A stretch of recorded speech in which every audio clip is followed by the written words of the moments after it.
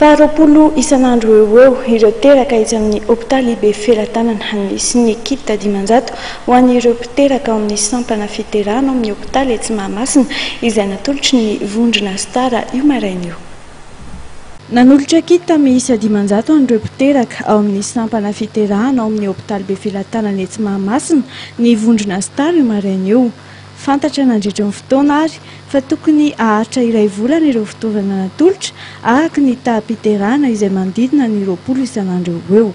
Ity fitsidiny ity dia ampahany amin'ny rafitra sosialy ataon'ny vondrona Star izay anisany mifantoka ny fahasalamana noho ny fahatsapana ny tsy fahefan'ny fitaovana eo amin'ny renim-pianakaviana izay sahirana da nanome ampanetretena sy mandray anjara amin'ny fandraisan'ireo zaza voateraka izao ny groupe Star.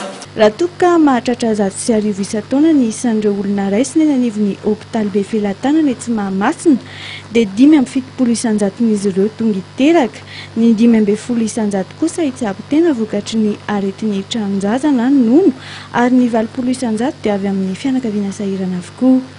Sy an'ny président Hery Rakotovao taleny ity hôpitaly ity ny tsy hidera ny ezaka avy amin'ny groupe Star.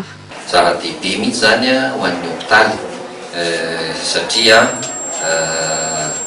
no eto manana tsy hoe afaka hifalaparana ka namboarana zavatra rehetrarehetra fa araka zava-misy zany izy eo no ampiasainy ary indraindray izy tsy ampy dia tsy maintsy mila fanampiana avy any ivelany sponsor sitsika na partenariat dia misy tara moa zany dia tsy namelan'ny hôpitaly teo hatramin'izay fa dia nanampy izy amin'izay tandrifiny azy. Na dia efa tamin'ny taona 2004 aza ny fiaraha-miasa teo amin'ny rotonta dia voalohany toy ity no tontolo sain'androany ity.